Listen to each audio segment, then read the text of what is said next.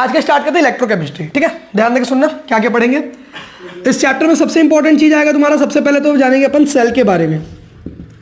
उससे पहले चैप्टर का नाम जान लेते हैं। इलेक्ट्रो का मतलब होता है रिलेटेड टू समथिंग इलेक्ट्रॉन। जहां पर भी इलेक्ट्रॉन आया इसका मतलब समझ लेना इलेक्ट्रॉन यानी चार्ज, और उसका मूवमेंट यानी आ गया तुम्हारा यहाँ पर करंट। तो यहाँ पर दो चीज़ों से रिलेटेड चीज़ें की बात करेंगे अपन, चार्ज और करंट से रिलेटेड चीज़ों के बारे में। किसमें? केमिस्ट्री में, ठीक है।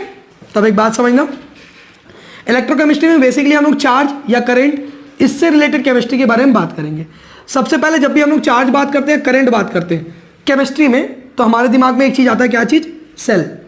सेल होता क्या है? तो देखो एक बात समझना, बैटरी यूज़ करते हैं अपन मोबाइल में या फिर टीवी में, तो उसमें होता क्या है? उसमें होता ये है कि जैसे रिमोट है तो उसके अंदर सेल लगा रहता है, सेल को डालते हैं, रिमोट चालू हो जाता है, काम करते हैं अपन। तो कैसे काम करता है वो? काम ऐसे करता है, सेल के अंदर होते हैं केमिकल्स, ठीक है। वो केमिकल आपस में रिएक्ट करता है और क्या प्रोड्यूस करता है? इलेक्ट्रिसिटी। और फिर उस इलेक्ट्रिसिटी को हम लोग यूज़ करते हैं। क्लियर? लेकिन हम लोग 10th क्लास और 11th क्लास में एक सेल ऐसा भी पढ़ते थे जिसमें हम लोग इलेक्ट्रिसिटी सप्लाई करते थे, तब जाके रिएक्शन उसमें होता था। तो यहाँ पर कुल मिलाकर दो टाइप के सेल तुमको मिलेंगे। एक वो जिसमें केमिकल एनर्जी से इलेक्ट्रिकल एनर्जी में चेंजेस होता है, और एक वो जिसमें इलेक्ट्रिकल एनर्जी से केमिकल एनर्जी में चेंजेस होता है। तो जब कभी भी केमिकल एनर्जी से इलेक्ट्रिकल एनर्जी में चेंजेस होगा, जैसे कि टीवी का रिमोट, उसके अंदर केमिकल होता है और वो इलेक्ट्रिसिटी में कन्वर्ट होता है, तो ऐसे सेल को हम लोग बोलते हैं इलेक्ट्रोकेमिकल सेल। ऐसे सेल को क्या बोलते हैं अपन? इलेक्ट्रोकेमिकल सेल, ठीक है। और ऐसे सेल्स जिनमें इलेक्ट्रिकल एनर्जी से केमिकल एनर्जी में कन्वर्जन होता है, मतलब कि इलेक्ट्रिसिटी सप्लाई करोगे तब जाके केमिकल रिएक्शन होगा, उसको बोलते हैं अपन, वेरी गुड, इलेक्ट्रोलाइटिक सेल। उसको क्या बोलते हैं अपन? Electrolytic cell. तो ये दो टाइप के सेल होते हैं तुम्हारे, ठीक है। ये ब्रॉड क्लासिफिकेशन है, काफी इंपॉर्टेंट एग्जाम में आ भी चुका है ये, इलेक्ट्रोकेमिकल सेल और इलेक्ट्रोलाइटिक सेल। तो डिफरेंस क्या होता है? बेसिक सबसे पहला डिफरेंस तो यही है, इलेक्ट्रोकेमिकल सेल में केमिकल से इलेक्ट्रिसिटी बनता है, इलेक्ट्रोलाइटिक में इलेक्ट्रिसिटी इलेक्ट्रिकल एनर्जी से केमिकल एनर्जी में कन्वर्जन होता है। इतना क्लियर हुआ? इतने में कोई डाउट थोड़ा ना, ठीक है। इसके अगर एग्जाम्पल देने बोले तो जैसे इलेक्ट्रोकेमिकल सेल का एग्जाम्पल देखो, बैटरी बताया अभी मैं, ठीक है। तो बैटरी क्या का एग्जाम्पल है तुम्हारे? इलेक्ट्रोकेमिकल सेल का। क्यों? क्योंकि इसमें केमिकल एनर्जी से इलेक्ट्रिकल एनर्जी में चेंजेस हो रहा है। इतना पॉइंट क्लियर है? यहां पर हम लोग एक बेसिक सेल का स्ट्रक्चर देख लेते हैं कि एक बेसिक सेल बनता कैसे है। देखो मैं यहां पर तुमको जो सेल बता रहा हूं, फिलहाल अभी मैं तुमको वो इलेक्ट्रोकेमिकल सेल इंडिकेट करके बताता हूं, ठीक है। तो ध्यान दो, मैं यहां पर लूंगा दो कंटेनर, दोनों कंटेनर में कुछ केमिकल्स होंगे। जैसे ये राइट कंटेनर पे मैं केमिकल ले लिया, ठीक, वेरी गुड। इस पे मैं सॉल्यूशन ले रहा हूं कॉपर सल्फेट का, CuSO4 का, एक्वस सॉल्यूशन। एक्वस मतलब पानी डाला हुआ है, ठीक है। और दूसरा कंटेनर है, वेरी गुड, इस पे मैं ले ले रहा हूं ZnSO4 यानी जिंक सल्फेट का एक्वस सॉल्यूशन है, ठीक। दोनों पे एक एक रॉड डिप है, इधर जिंक पे है और इधर कॉपर पे है। अभी नाम नहीं डेजिग्नेट कर सकते तुम, इसलिए नहीं। सबसे पहला चीज तो रीजन क्या, ध्यान से सुनना। रीजन ये है, सबसे पहला चीज तुमको अभी ये नहीं पता कि इलेक्ट्रोकेमिकल सेल बनेगा कि इलेक्ट्रोलाइटिक सेल। मैं इसको कुछ भी बना सकता हूं, ठीक है। तो दोनों के हिसाब से डिपेंड करता है कि किधर कौन होगा किधर कौन होगा करके, ठीक है। क्योंकि दोनों अपोजिट है तो एक का एनोड दूसरे का कैथोड हो जाएगा अगर स्विच कर दिए तो। यानी कि जो रॉड एज अ एनोड इसमें वर्क करेगा वो इसमें एज अ कैथोड वर्क करेगा फिर। तो इसलिए अभी तुक्का नहीं मारना, ठीक है। तो पहले सेटअप बना लें, उसके बाद देखते क्या बनेगा जो। चलो ये हो गया। अब इस पे क्या करने का मेरे को, इस पे अपन ध्यान से सुनना, यहां पर मैं डालूंगा एक सॉल्ट ब्रिज। ये काफी इंपॉर्टेंट चीज है। यहां पर क्या डाला, ये है तुम्हारा सॉल्ट ब्रिज। अब सॉल्ट ब्रिज होता क्या है? Very good. सबसे पहला काम सॉल्ट ब्रिज, अच्छा पहले तो ये जानते हैं सॉल्ट ब्रिज इसका नाम क्यों पड़ा। ब्रिज इसलिए क्योंकि दो कंटेनर्स को आपस में कनेक्ट कर रहा है। ये दो कंटेनर्स को प्यार से हाफ सेल बोलते हैं, हाफ सेल, आधा सेल, क्योंकि दोनों मिलाकर एक सेल बनता है। तो एक इंडिविजुअल क्या हुआ, आधा सेल हुआ। तो हाफ सेल, दो हाफ सेल्स को कनेक्ट करने का काम करता है, इसलिए ब्रिज। और ये ब्रिज बना होता किससे? सॉल्ट से, इसलिए इसको सॉल्ट ब्रिज। अगर सॉल्यूशन से जेलेटिन बोलते हैं अपन उसको, और क्या बोलते हैं इसको? KCl salt. तो इन सब चीजों से क्या बना होता है? सॉल्ट ब्रिज बना होता है, ठीक है। इसी चैप्टर में आगे पढ़ेंगे अपन कि KCl से ही क्यों बनता है करके, ठीक। वो भी एग्जाम में क्वेश्चन आता है कि KCl ही क्यों यूज करते हैं, दूसरा कोई भी तो और अच्छा यूज कर सकते हैं, बट KCl को ही प्रेफर क्यों करते हैं, वो आगे पढ़ेंगे अपन उसको। फिलहाल अभी इस पर ध्यान देते हैं। सॉल्ट ब्रिज क्या किया, दोनों कनेक्ट किया, कनेक्ट करने से होगा क्या, सर्किट कंप्लीट हो जाएगा, तो इलेक्ट्रॉन का मूवमेंट स्टार्ट हो सकता है इसमें। इतना समझ में आया, ठीक। अब यहाँ पर ध्यान दो, अब मैं इसको कनेक्ट कर रहा हूँ किस चीज़ से पता है, अब मैं यहाँ पर इसको लगा रहा हूँ गैल्वेनोमीटर से। अभी गैल्वेनोमीटर का एरो अपवर्ड है, यानी कि इस पर कोई भी इलेक्ट्रॉन का मूवमेंट नहीं हो रहा है। अब समझते हैं कैसे इलेक्ट्रॉन का मूवमेंट होगा और कैसे करंट जनरेट होगा। तो ध्यान देना, इधर इस कंटेनर में, लेफ्ट साइड वाले कंटेनर पे जहां पर जिंक सल्फेट है, यहां पर ये जो ब्लैक कलर का रॉड दिख रहा है तुमको, ये रॉड बना किससे, जिंक से बना है। और ये जो ब्लू कलर का रॉड दिख रहा है, ये किससे बना है, कॉपर से बना हुआ है। इतना क्लियर हो गया। जिंक वाला जो रॉड है, यहां पर होता है ऑक्सीडेशन, तो ये बनाता है Zn2+ और साथ में 2 इलेक्ट्रॉन रिलीज करता है, क्योंकि क्या हो रहा है इसमें, ऑक्सीडेशन हो रहा है, तो यहाँ पर 2 इलेक्ट्रॉन रिलीज हो गया। वैसे ही कॉपर वाले पे क्या होगा, अब ध्यान देना, इधर 2 इलेक्ट्रॉन जिंक रिलीज कर दिया, यानी इस वाले कंटेनर में, ब्लैक वाले कंटेनर में जिसमें जिंक सल्फेट है, उस पर क्या इलेक्ट्रॉन काफ़ी ज़्यादा सारा है, यानी इलेक्ट्रॉन यहाँ पर क्या है, एक्सेस में है। अब ये इलेक्ट्रॉन कहाँ से कहाँ प्रोपगेट करेगा, इस लेफ्ट वाले कंटेनर से राइट वाले कंटेनर पर, यानी जिंक वाले कंटेनर से कॉपर, यानी इलेक्ट्रॉन किधर से किधर जा रहा है, इस डायरेक्शन में जा रहा है।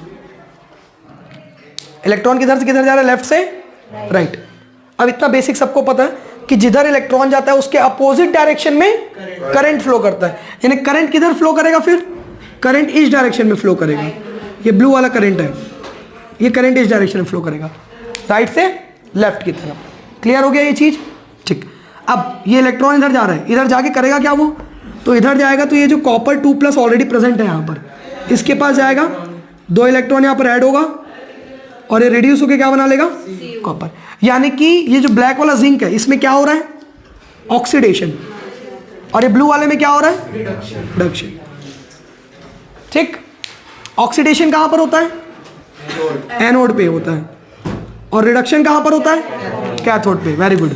तो ये वाला क्या हुआ तुम्हारा, कैथोड, और ये वाला क्या हुआ तुम्हारा, एनोड। यानी ये जो ब्लैक कलर का जिंक वाला दिख रहा है, ये क्या है तुम्हारा, ये एनोड है, और ये ब्लू कलर वाला क्या है तुम्हारा, ये कैथोड है। ये पॉइंट क्लियर हो गया। अब चार्जेस डिस्ट्रीब्यूट करें, देखो अगर तुमको ये भी कंफ्यूजन होता है कि किधर चार्ज रहेगा करके, मतलब किधर प्लस रहेगा, एनोड में प्लस रहेगा, कैथोड में प्लस रहेगा, ये कंफ्यूजन होता है, तो तुम यहाँ पर बेसिक कॉन्सेप्ट देख के बना सकते हो। इलेक्ट्रॉन किसकी तरफ जा रहा है, कॉपर की तरफ जा रहा है ना, इसकी तरफ जा रहा है, कैथोड की तरफ जा रहा है। इलेक्ट्रॉन के पास क्या चार्ज होता है, तो वो किसकी तरफ जाएगा, ऑब्वियस ही बात है। तो कॉपर यहाँ पर जो रॉड लगा है कैथोड, उसके पास क्या चार्ज रहेगा, और एनोड के पास क्या चार्ज होगा। इतना पॉइंट क्लियर हो गया। और यही जस्ट सिस्टम अगर मैं इलेक्ट्रोलाइटिक के लिए बना दूं तो क्या हो जाएगा, ये जस्ट स्विच हो जाएगा, यानी एनोड पॉजिटिव हो जाएगा और कैथोड। पॉइंट क्लियर हो गया ये चीज। किसका किसका डायरेक्शन, हाँ ऑब्वियस ही बात है ना, तो इलेक्ट्रॉन का ये डायरेक्शन चेंज होगा, तब भी ऑक्सीडेशन ही होगा। हाँ एनोड में हमेशा ऑक्सीडेशन होता है, एनोड में ही हमेशा ZnSO4 रहेगा, जिसमें ऑक्सीडेशन होगा। मतलब अब वो तो केमिकल के ऊपर डिपेंड करता है ना, तो कौन सा केमिकल ले रहा है। मैं जिंक और कॉपर लिया, दोनों में कंपैरेटिवली जिंक ऑक्सीडेशन प्रेफर करेगा, क्योंकि जिंक ज्यादा रिएक्टिव है, तो वो अपने इलेक्ट्रॉन जल्दी रिलीज करेगा, ठीक है। और कॉपर में क्या है, वो कम रिएक्टिव है, तो इसलिए वो इलेक्ट्रॉन एक्सेप्ट करेगा, यानी ज्यादा पॉजिटिव, इलेक्ट्रो पॉजिटिव जो एलिमेंट होगा वो अपने इलेक्ट्रॉन रिलीज करेगा, सिंपल सा भाषा में, ठीक है, जो ज्यादा इलेक्ट्रो पॉजिटिव होगा। ये कॉन्सेप्ट क्लियर हुआ। इलेक्ट्रॉन निकलता है, हाँ ऑक्सीडेशन का मतलब होता है इलेक्ट्रॉन का लॉस होना, और रिडक्शन का मतलब होता है इलेक्ट्रॉन का गेन होना। जैसे देख, जिंक इलेक्ट्रॉन लूज कर रहा है तो इलेक्ट्रॉन एक्सेप्ट कर लिया, इलेक्ट्रॉन लूज कर दिया। कॉपर में रिडक्शन हो रहा है तो इलेक्ट्रॉन एक्सेप्ट किया है वो, ठीक है। इतने पॉइंट पे कोई दिक्कत है किसी को। अब देखो इधर गैल्वेनोमीटर, अब इसका डायरेक्शन में डिफ्लेक्शन होगा कि नहीं होगा, होगा। तो ये किधर जाएगा, राइट की लेफ्ट, लेफ्ट। जिस साइड करंट जाता है, जिस साइड करंट मूव करता है उस डायरेक्शन में गैल्वेनोमीटर डिफ्लेक्शन शो करता है, ठीक है। करंट इधर मूव कर रहा है इसलिए इस डिफ्लेक्शन में जाएगा। तो ये चेंजेस हो गया, क्लियर हुआ इतना पॉइंट, कोई दिक्कत इतने में। अब इसमें कुछ कुछ टर्म्स है जो हम लोग को पता होनी चाहिए, ध्यान देके सुनो इधर टर्म्स को, क्योंकि सिर्फ नाम लिखूंगा बस समझाते जाऊंगा। सबसे पहला होता है तुम्हारा क्या चीज, इलेक्ट्रोड पोटेंशियल। सबसे पहला वर्ड क्या है यहाँ पर, इलेक्ट्रोड पोटेंशियल। इलेक्ट्रोड पोटेंशियल क्या होता है, उससे पहले इलेक्ट्रोड क्या होता है, ये जो कैथोड और एनोड लग रखा है इन्हीं को इलेक्ट्रोड बोलते हैं। यानी चार्ज कैरिंग रॉड, सिंपल भाषा में बोला जाए तो चार्ज कैरिंग रॉड को क्या बोलेंगे अपन? इलेक्ट्रोड बोल देंगे। अब इलेक्ट्रोड का पोटेंशियल, पोटेंशियल मतलब क्या होता है? कितना चार्ज वो इकट्ठा किया है। अच्छा, कितना चार्ज इकट्ठा किया तुम कैसे पता लगाओगे? तो वो हमेशा निकलता है उसके सराउंडिंग के रेस्पेक्ट में कि आसपास, हाँ वेरी गुड, पोटेंशियल डिफरेंस एक तरीके से देखा जाए तो, ठीक है। तो इलेक्ट्रोड पोटेंशियल कैसे निकलेगा? उस इलेक्ट्रोड का पोटेंशियल, लेकिन उसका डिफरेंस निकालना पड़ेगा। तो किसके रेस्पेक्ट में डिफरेंस निकालोगे? इसके सराउंडिंग के, इसके सराउंडिंग के। और इसके सराउंडिंग में कौन है? इलेक्ट्रोलाइट। वेरी गुड, इसके सराउंडिंग में कौन है यहाँ पर? इलेक्ट्रोलाइट है ये। अभी इलेक्ट्रोलाइट क्या होता है? जो सॉल्यूशन यूज करते हैं केमिकल सेल बनाने। नहीं, इलेक्ट्रोलाइट वो होता है जो आयंस पे ब्रेक होता है। गुड, इलेक्ट्रोलाइट उसको बोलते हैं जो किसी भी सॉल्यूशन में आयंस पे ब्रेक होता है। जनरली हम लोग उसको पानी लेते हैं सॉल्वेंट को, ठीक है। तो कोई भी चीज अगर आयंस पे ब्रेक हो रहा है तो उसको क्या बोलते हैं अपन? इलेक्ट्रोलाइट बोलते हैं। क्लियर हो गया? ये भी इलेक्ट्रोलाइट है और ये भी एक तरीके का इलेक्ट्रोलाइट है। तो इलेक्ट्रोड पोटेंशियल होता क्या है? दैट पोटेंशियल और difference between the electrode and the electrolyte. Electrode और इलेक्ट्रोलाइट के बीच का पोटेंशियल डिफरेंस क्या कहलाएगा? Electrode potential. इलेक्ट्रोलाइट का मतलब होता है कोई भी ऐसा चीज जिसको पानी में डालने से आयंस पे टूट जाएगा वो, कोई भी ऐसा चीज जिसको पानी में डाले तो आयंस पे टूट जाएगा वो, तो उसको इलेक्ट्रोलाइट। हाँ, नमक हो सकता है तो उसको अपन इलेक्ट्रोड पोटेंशियल बोलते हैं। इवन ये भी नमक ही है, कॉपर सल्फेट और जिंक सल्फेट, खाने वाला नहीं लेकिन नमक है ये, ठीक है। शक्कर नहीं होता, शक्कर वो होता कार्बोहाइड्रेट होता है ना, आयंस पे नहीं टूटता वो। तो इलेक्ट्रोड पोटेंशियल क्लियर हो गया क्या होता है? ठीक, चलो अभी और नेक्स्ट बढ़े आगे। ठीक, इलेक्ट्रोड पोटेंशियल एक टर्म हो गया, दूसरा क्या टर्म है? ठीक है, चलो उससे पहले ना, चलो ठीक है, स्टैंडर्ड इलेक्ट्रोड पोटेंशियल डील कर लेते हैं। स्टैंडर्ड इलेक्ट्रोड पोटेंशियल, चलो नेक्स्ट वर्ड क्या है अपना? Standard electrode potential. अब ध्यान दो इधर, इलेक्ट्रोड पोटेंशियल क्या होता है? द पोटेंशियल डिफरेंस और the potential developed at the electrode with respect to their electrolyte. Electrolyte के हिसाब से उस इलेक्ट्रोड पे कितना पोटेंशियल डेवलप हुआ है वो इलेक्ट्रोड पोटेंशियल हुआ। सही है गलत है? सही। अगर उसी को तुम स्टैंडर्ड कंडीशन पर ले लो तो वो क्या कहलाएगा?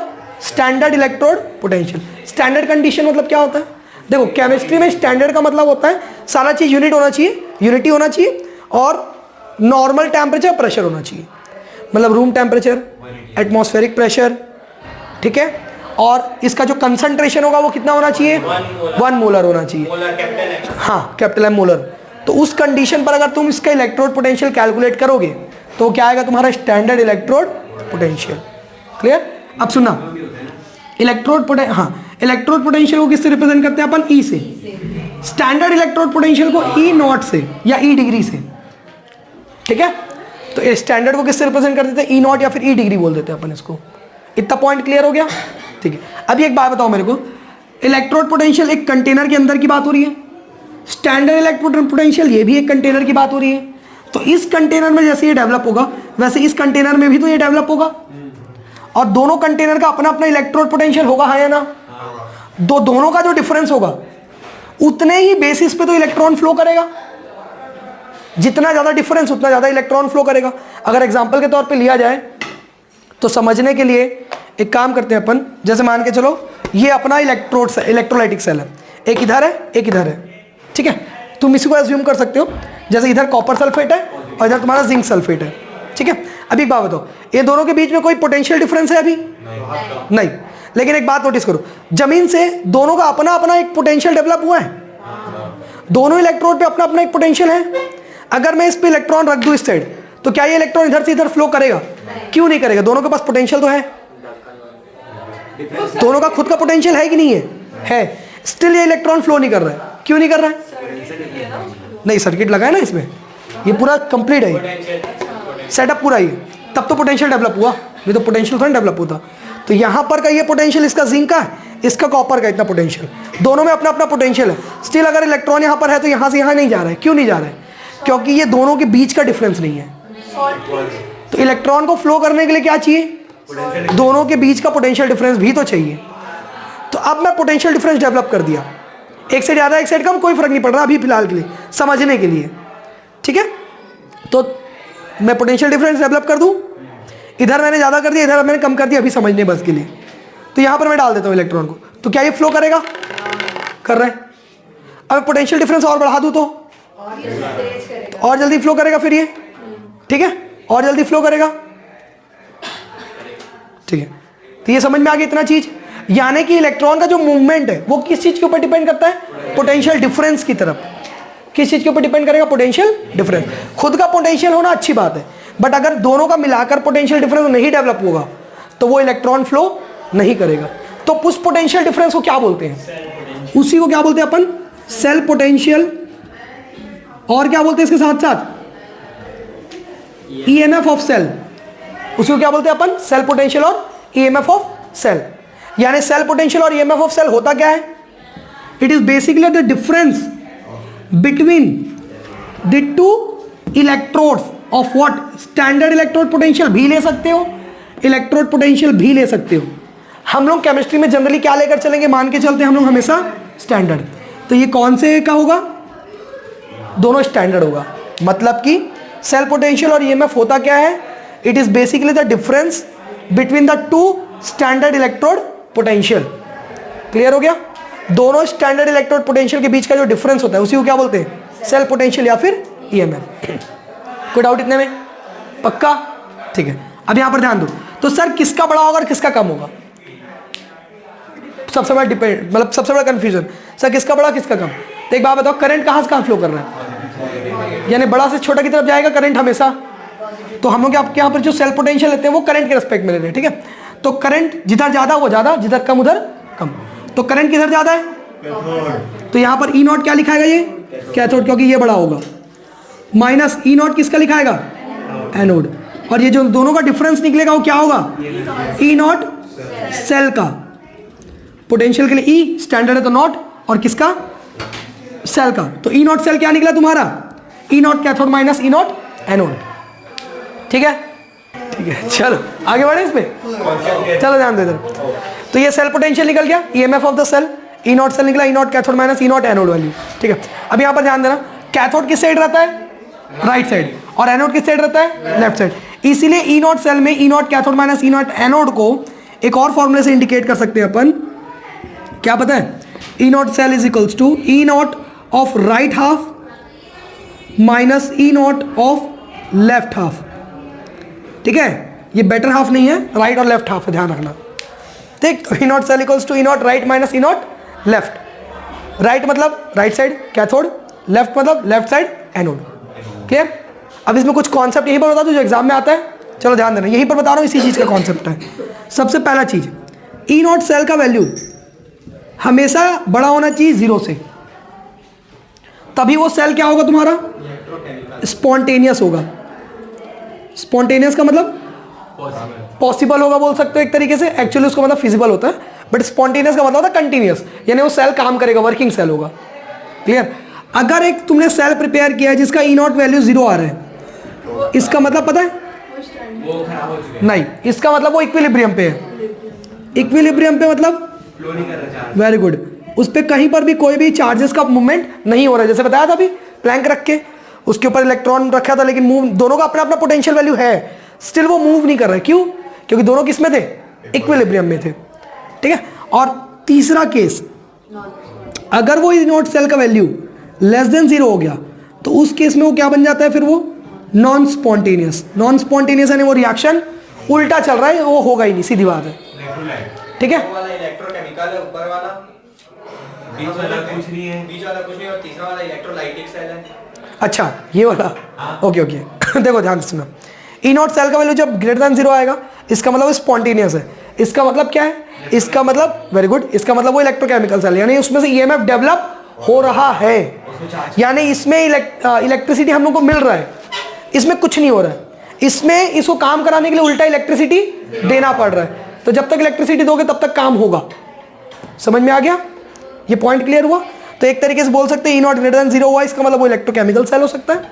ई नॉट लेस देन 0 हो रहा है, लेकिन हाँ चलो बोल लो अभी के लिए, ई नॉट सेल लेस देन 0 हो रहा है, इसका मतलब वो इलेक्ट्रोलाइटिक सेल बन रहा है, यानी उसमें इलेक्ट्रिसिटी हमको सप्लाई करना पड़ेगा अगर हम लोग रिएक्शन कराना चाहते हैं तो।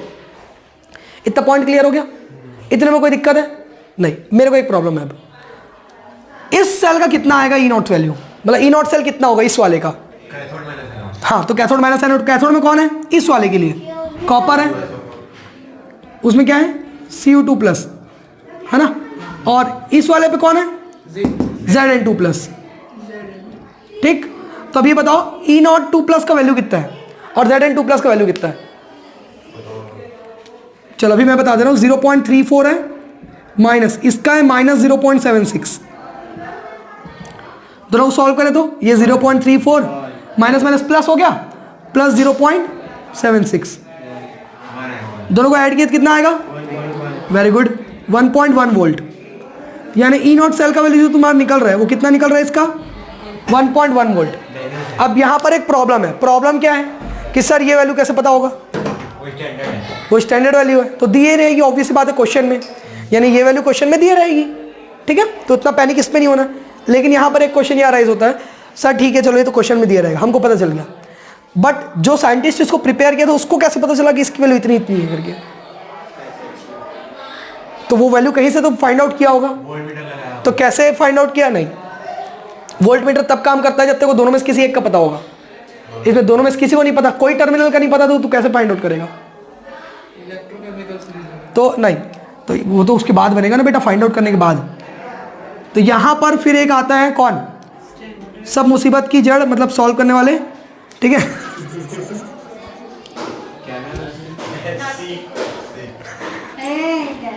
SHE, ठीक है, मैं बोला सब मुसीबत की जड़ सॉल्व करने वाले हम हैं, चलो SHE, ठीक है, तो SHE आएगा, SHE मतलब स्टैंडर्ड हाइड्रोजन इलेक्ट्रोड, ठीक है, नाम पे ध्यान दो, स्टैंडर्ड हाइड्रोजन इलेक्ट्रोड, ठीक। तो अपन यहाँ पर क्या देख रहे थे SHE के बारे में, ठीक है, तो ये देखो SHE का फुल फॉर्म क्या बताया था, स्टैंडर्ड हाइड्रोजन इलेक्ट्रोड। यहाँ पर जो स्टैंडर्ड है, ऐसे स्टैंडर्ड का मतलब क्या होता है ये अपन ऑलरेडी देख चुके थे, लाइक हाँ atmospheric pressure, room temperature, one molarity, ये सारी चीज़ें जैसे होती है वैसे मौजूद रहेंगी। अब इसमें ध्यान देना हाइड्रोजन इलेक्ट्रोड, यानी कि हाइड्रोजन का इलेक्ट्रोड बनेगा ये, ठीक है। तो SHE में क्या होगा, स्टैंडर्ड हाइड्रोजन इलेक्ट्रोड। यहाँ पर लेकिन स्टैंडर्ड का मतलब वो कंडीशन पर नहीं है, ठीक है, यहाँ पर जो स्टैंडर्ड हाइड्रोजन इलेक्ट्रोड बन रहा है वो उसकी कंडीशन पर वैसा नहीं है। ये कैसा रहेगा, ये इसलिए इसको स्टैंडर्ड बोला जाता है क्योंकि इसका जो EMF वैल्यू निकलता है वो 0 निकलता है, और ये इलेक्ट्रोड हाइड्रोजन से बना होता है। कैसे बनता है, एक कंटेनर लेते हैं, ठीक है, इस कंटेनर के अंदर ये एक टेस्ट ट्यूब लाइक का कुछ शेप बनता है, ये बना बनाया आता है हाइड्रोजन इलेक्ट्रोड का। इसके अंदर प्लेटिनम का वायर रहता है, लास्ट में एक प्लेटिनम का फॉइल लटका रहेगा, ठीक है, और इसके अंदर यहाँ पर से इनलेट रहेगा हाइड्रोजन गैस का, जो कि रूम एटमॉस्फेरिक प्रेशर से जाएगा, यानी 1 atm से जाएगा गैस इसके अंदर में एक सॉल्यूशन प्रेजेंट रहेगा। ये सॉल्यूशन जनरली एसिडिक रहेगा, यानी ये कितना कंसंट्रेशन का रहेगा 1 मोलर, तो ये रहेगा 1 मोलर H+ सॉल्यूशन, ठीक है। तो अब होगा क्या, यहाँ पर जैसे हाइड्रोजन गैस अंदर एंटर करेगा ये हो जाएगा ऑक्सीडाइज। ऑक्सीडाइज होगा कैसे, तो हाइड्रोजन ऑक्सीडाइज होकर देगा 2H+ और साथ में 2 इलेक्ट्रॉन लिबरेट करेगा, ठीक है। तो ये रिएक्शन, अब ये रिएक्शन कहाँ पर होता है, ये रिएक्शन होता है एनोड पे, तो ये ऑक्सीडेशन है, तो ये हो रहा है तुम्हारा एनोड पे, ठीक है। इसके बाद यहाँ पर होगा ये जैसे 2H+ निकलेगा वो जाएगा नीचे और वहाँ पर होगा रिडक्शन, तो 2H+ 2 इलेक्ट्रॉन के साथ वापस से कंबाइन होकर क्या बनाएगा, H2 बनाएगा, ठीक है। तो ये कहाँ पर होगा, ये होगा कैथोड पे। तो यहाँ पर जो एनोड पे हुआ ऑक्सीडेशन और कैथोड पे हुआ रिडक्शन। एनोड कहाँ पर हो रहा है, इस कंटेनर के अंदर हो रहा है, कैथोड कहाँ पर हो रहा है, वो भी यहीं पर हो रहा है। तो यहाँ पर सीन क्या चीज़ है ना, ध्यान से सुनना, यहाँ पर जो E0 सेल वैल्यू उसकी तुम निकालोगे तो यहाँ पर एकदम ध्यान से पहले देखना, ठीक है। एनोड यहाँ पर जैसे देखो E0 सेल वैल्यू निकालने के लिए E0 cathode minus E0 anode करना पड़ता है। अब इसका कैथोड और एनोड है कहाँ पर, तो क्योंकि कैथोड और एनोड दोनों ही एक ही जगह पे है इस पे, किसके, SHE के, तो इसका E0 वैल्यू कितना निकलेगा, 0 निकलेगा, ठीक है। इसलिए इसको स्टैंडर्ड बोला जाता है। तो अब इसको समझ में आया स्टैंडर्ड क्यों बोलते हैं करके। तो अब यहाँ पर जैसे हम लोगों ने इलेक्ट्रोड वैल्यू निकाल ली सबकी, है ना, अब इसको अरेंज कैसे करना, मतलब वैल्यू कैसे निकलेगी। तो ध्यान दो, जो इलेक्ट्रॉन एक्सेप्ट करेगा उसकी वैल्यू पॉजिटिव आती है और जो इलेक्ट्रॉन डोनेट करेगा उसकी वैल्यू नेगेटिव आएगी। इसका मतलब जिसके भी E0 वैल्यू अगर अपन फाइंड आउट कर रहे हैं तो वो जितना ज्यादा नेगेटिव होगा, यानी उतना जल्दी इलेक्ट्रॉन क्या कर रहा है, वो डोनेट कर रहा है, तो वो उतना जल्दी क्या होगा, रिड्यूसिंग एजेंट होगा, उतना ज्यादा अच्छा क्या होगा, वो रिड्यूसिंग एजेंट होगा, ठीक है। यानी जितना जल्दी इलेक्ट्रॉन वो लिबरेट करेगा तो खुद वो ऑक्सीडाइज हो जा रहा है और सामने वाले को क्या कर रहा है, रिड्यूस कर दे रहा है, इसलिए क्या बोलेंगे अपन उसको, इतना अच्छा रिड्यूसिंग एजेंट। यानी E0 का वैल्यू जितना ज्यादा नेगेटिव उतना ज्यादा उसका रिड्यूसिंग नेचर, तो रिड्यूसिंग एजेंट कहलाएगा वो। क्लियर हो गया, और मेटल मेटल क्या करता है, मेटल इलेक्ट्रॉन डोनेट करता है। तो कोई भी मेटल खुद को इलेक्ट्रॉन डोनेट करेगा दूसरे को, तो वो खुद तो डोनेट कर दिया, तो खुद क्या हो गया, ऑक्सीडाइज हो गया, और सामने वाले को क्या कर दिया, रिड्यूस कर दिया, इसीलिए उसको रिड्यूसिंग एजेंट बोलते हैं। तो ई नॉट वैल्यू जितना ज़्यादा, रिड्यूसिंग एजेंट उतना ज़्यादा हो गया। अब यहाँ पर ध्यान देना, जैसे कोई इलेक्ट्रॉन एक्सेप्ट करेगा तो उसका ई नॉट वैल्यू क्या आएगा, पॉजिटिव आएगा, ठीक है। जनरली जो नॉन मेटल्स होते हैं जैसे कि वो इलेक्ट्रॉन एक्सेप्ट करते हैं, ठीक है। तो इलेक्ट्रॉन एक्सेप्ट करेंगे तो उसका ई नॉट वैल्यू क्या आ जाएगा, जैसे ये डोनेट करे तो उसका नेगेटिव आ रहा है, ज़्यादा हुआ तो रिड्यूसिंग नेचर ज़्यादा हुआ, ठीक है। वैसे ही अगर कोई एलिमेंट है जो इलेक्ट्रॉन एक्सेप्ट कर रहा है तो उसका क्या होगा, ई नॉट वैल्यू वहां पर पॉजिटिव आ जाएगा, ठीक है।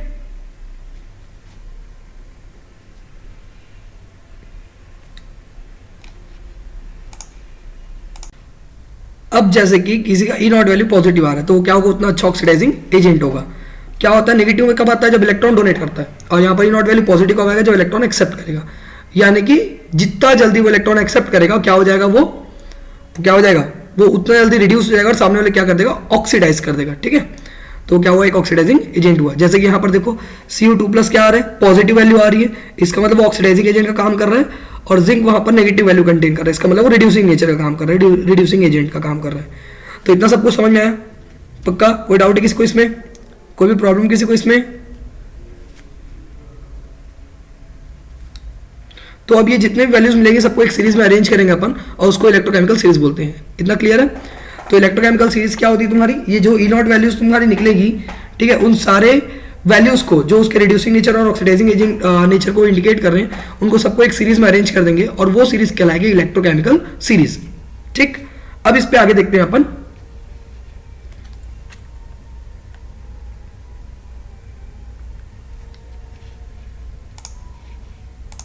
अब इस पे आगे देखते हैं अपन कि इसके रिएक्शंस कैसे होते हैं। तो जैसे देखो, एट एनोड क्या हो रहा है तुम्हारा, यहाँ पर एनोड में क्या हो रहा है, Zn ऑक्सीडाइज हो रहा है Zn2+ और 2 इलेक्ट्रॉन पे, और यहाँ पर कैथोड में क्या होगा, ऑब्वियस बात है, रिडक्शन होता है कैथोड में।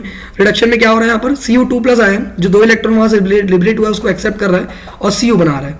तो ओवरऑल रिएक्शन इसका क्या बनेगा, तो ओवरऑल रिएक्शन में करते क्या है ना, दोनों एनोड और कैथोड में होने वाले रिएक्शन को ऐड कर दो, यानी रिएक्टेंट साइड रिएक्टेंट का एक साइड लिख दो और प्रोडक्ट का एक साइड लिख दो, ठीक है। ये क्लियर हो गया इतना? अब इस पे थोड़ा ध्यान देना कैसे लिखेंगे अपन इसको, ठीक है। तो देखो, इसमें कुछ कॉमन होगा तो उसको काट भी देना है यहाँ पर, जैसे 2 इलेक्ट्रॉन यहाँ पर, 2 इलेक्ट्रॉन यहाँ पर, ये दोनों कॉमन है तो ये दोनों हट गया, जो बचा उसको एज इट इज लिख दो अपना। तो क्या क्या बचा वहां पर अपना, वहां पर बच गया Zn2, ठीक है, प्लस Cu2+, ठीक, गिव्स राइज टू Zn2+, और साथ में क्या बचा, प्लस Cu, ठीक। तो ये बन गया तुम्हारा ओवरऑल रिएक्शन। तो ओवरऑल रिएक्शन में क्या होता है, तुमको एनोड और कैथोड में होने वाले रिएक्शन को एक साथ इंडिकेट करना पड़ता है कि भाई पूरे ओवरऑल रिएक्शन में क्या हो रहा है, पूरे सेल में। अब यहाँ पर हम लोग देखेंगे उसी का सेल रिप्रेजेंटेशन। सेल रिप्रेजेंटेशन क्या बताता है कि किसी भी सेल का एकदम यूनिक, एकदम सिंपल फॉर्म में रिप्रेजेंटेशन। जैसे यहाँ पर भी एनोड और कैथोड को इंडिकेट करेंगे, बट रिएक्शन के फॉर्म में इंडिकेट नहीं करेंगे, क्योंकि अपन हर बार उसको रिएक्शन के फॉर्म में नहीं लिख सकते, तो अपन उसको एकदम सिंपल तरीके में लिखेंगे। तो वही क्या कहलाएगा हमारा सेल रिप्रेजेंटेशन। सेल रिप्रेजेंटेशन के लिए अपने को ज्यादा कुछ नहीं लिखता, सिर्फ अपने को क्या जानना है, ABC ऑफ केमिस्ट्री। क्या जानना है, ABC ऑफ केमिस्ट्री, ABC में क्या है, A मतलब होता है तुम्हारा एनोड, B मतलब हुआ तुम्हारा ब्रिज, C मतलब हुआ कैथोड, ठीक है। तो एनोड यहाँ पर क्या है, ब्रिज, और फिर कैथोड। एनोड यहाँ पर क्या यूज कर रहे हैं अपन, जैसे यहाँ पर एनोड के लिए हम लोग जिंक ले रहे हैं, फिर ब्रिज है, फिर क्या इंडिकेट कर रहे हैं, कैथोड। तो उसको कैसे कैसे रिएक्शन को रिप्रेजेंट करेंगे, ध्यान देना। एनोड में क्या रिएक्शन हो रहा है, Zn2+ पे ट्रांसफॉर्म हो रहा है, ठीक। रिएक्शन को इंडिकेट करने के लिए बीच में स्लैश यूज कर रहे हैं अपन। वैसे ही ब्रिज को इंडिकेट करने के लिए अपन यहाँ पर डबल स्लैश इंडिकेट करेंगे। फिर तुम्हारा क्या आएगा, कैथोड का रिएक्शन। कैथोड क्या हुआ तुम्हारा, Cu2+ से ट्रांसफॉर्म हुआ Cu पे, ठीक। तो ये हो गया तुम्हारा सेल रिप्रेजेंटेशन। यहाँ पर जो सेल रिप्रेजेंटेशन हम लोगों ने डाला है, Zn से Zn2+, फिर ब्रिज, फिर Cu2+ से Cu। यहाँ पर एक चीज नोटिस करना, ठीक है, और ये एग्जाम में क्वेश्चन आता है कि सेल रिप्रेजेंटेशन इंडिकेट करो करके, तो ये तुमको ABC पता होना चाहिए केमिस्ट्री का, ठीक है। नेक्स्ट पे ध्यान दो, ये शुरुआत वाला एनोड है, फिर डबल स्लैश जो इंडिकेट कर रहा है वो ब्रिज है, फिर नेक्स्ट वाला कैथोड है। तो ये शॉर्टकट है तुम्हारा, एनोड, ब्रिज और फिर कैथोड। इतना पॉइंट क्लियर, ठीक है। इसमें कोई डाउट तुमको किसी को भी? चलो नेक्स्ट।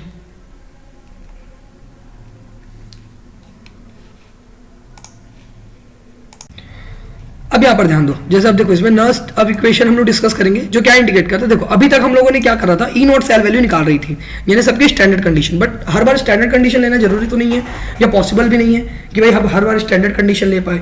तो क्या होता है ना, हम लोग यहाँ पर नर्स्ट इक्वेशन डिस्कस करेंगे जो कि ये बताता है कि किसी भी सेल का अदर देन स्टैंडर्ड कंडीशन पर अगर मेरे को ईएमएफ वैल्यू निकालनी तो मैं कैसे निकालूंगा। फॉर्मूला मैं लिख रहा हूँ यहाँ पर, ध्यान दो, E cell equals to E not cell minus 2.303 RT upon NF log concentration of anode upon concentration of cathode. ये क्लियर हो गया। यहाँ पर एक बात का ध्यान देना, स्क्वायर ब्रैकेट यहाँ पर कंसंट्रेशन को इंडिकेट कर रहा है, जो शुरुआत में ई सेल लिखा है वो तुम्हारी ईएमएफ रहेगी अदर देन स्टैंडर्ड कंडीशन, ठीक है। तो इसका फॉर्मूला क्या है, ई नॉट सेल जो कि स्टैंडर्ड निकलेगा, ठीक है, जो हम लोग पहले ही निकाल चुके हैं। ई नॉट सेल यहाँ से E naught right minus E naught left, या E not cathode minus E not anode. यहाँ पर आर गैस कांस्टेंट, टी तुम्हारा एब्सोल्यूट टेम्परेचर, एब्सोल्यूट टेम्परेचर मतलब टेम्परेचर तुमको केल्विन में मेजर करना है, ठीक है। एन नंबर ऑफ इलेक्ट्रॉन जो चेंज होगा तुम्हारा यहाँ पर कि ऑक्सीडेशन रिडक्शन में जितना भी इलेक्ट्रॉन चेंज हो रहा होगा वो क्या तुम्हारा एन है यहाँ पर। जैसे तुमको यहाँ पर दिख रहा होगा कि यहाँ पर 2 इलेक्ट्रॉन चेंज हो रहा है, ठीक है, तो वही तुम्हारा क्या होगा यहाँ पर एन की वैल्यू 2। जैसे जिंक यहाँ पर 2+ जा रहा है, Cu2+, तो यहाँ पर क्या कर रहा है 2 इलेक्ट्रॉन का चेंजेस हो रहा है। तो एन की वैल्यू जैसे यहाँ पर से अगर निकालने चाहो अपन, तो यहाँ पर कितना इलेक्ट्रॉन चेंज हो रहा है, 2 इलेक्ट्रॉन का चेंजेस हो रहा है, ठीक है। सेम इलेक्ट्रॉन चेंजेस है, 4 नहीं है 2 है, ध्यान रखना, टोटल को नहीं देखते, ओवरऑल मतलब जो भी है कॉमन 2। एफ फैराडे कांस्टेंट है, इसका वैल्यू फिक्स होता है 96,500, लॉग तो लॉग है। स्क्वायर ब्रैकेट यहाँ पर कंसंट्रेशन को इंडिकेट करेगा, तो concentration of anode upon concentration of cathode. तो ये पॉइंट क्लियर हो गया इतना, ठीक है। तो यहाँ पर से हम लोगों ने जस्ट देखा कि एनोड का क्या है, प्रोडक्ट साइड लिखा रहा है, ठीक है, Zn से Zn+2, और यहाँ पर कैथोड का क्या है, Cu2+ से Cu, ठीक है। तो वो अपने को यहीं से मिल जाएगा। इतना पॉइंट क्लियर हो गया, इतना में कोई दिक्कत है? चलो अब इस पे आगे ध्यान देना। ई सेल की वैल्यू अगर मैं निकालूं तो E cell equals to E not cell, ठीक है, ई नॉट सेल माइनस, अब ये सब की वैल्यू मैं पुटअप कर दूंगा। 2.303 कांस्टेंट है, आर तुम्हारा गैस कांस्टेंट है, टी तुम्हारा एब्सोल्यूट टेम्परेचर है जो कि हम लोग अभी यहाँ पर रूम टेम्परेचर पे लेंगे, याद रखना टेम्परेचर बोलने के लिए हम लोग यहाँ पर रूम टेम्परेचर ले रहे कांस्टेंट रख के, upon n number of electron जो कि चेंज होगा बार बार हर एक रिएक्शन के लिए।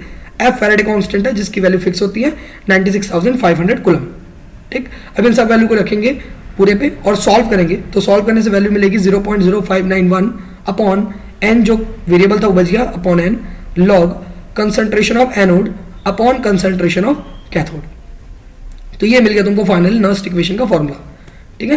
तो ये फॉर्मूला मिला अपने को, E cell equals to E not cell minus 0.0591 upon n log concentration of anode upon concentration of cathode. तो ये पॉइंट क्लियर हो गया इतने में, ठीक है। अब एक बात ध्यान देना, यहाँ पर टेम्परेचर हम लोग बोलते बस हैं कि वो वेरी करेगा, बट यहाँ पर टेम्परेचर हम लोगों ने फिक्स लिया है रूम टेम्परेचर, इसलिए क्योंकि हर एक केमिकल की रिएक्टिविटी या रिएक्शन कंडीशन या क्या बोला चाहिए उसको, रिएक्टिविटी बोलो ज़्यादा बेटर है, वो हर एक टेम्परेचर पे अलग अलग रहती है। इसलिए हम लोग यहाँ पर रूम टेम्परेचर को स्टडी करना चाह रहे हैं, तो हम लोगों ने टेम्परेचर यहाँ पर फिक्स लिया है। अगर टेम्परेचर तुम चेंज करोगे तो नो डाउट ये वैल्यू भी तुम्हारी क्या आएगी, चेंज्ड आएगी, ठीक है।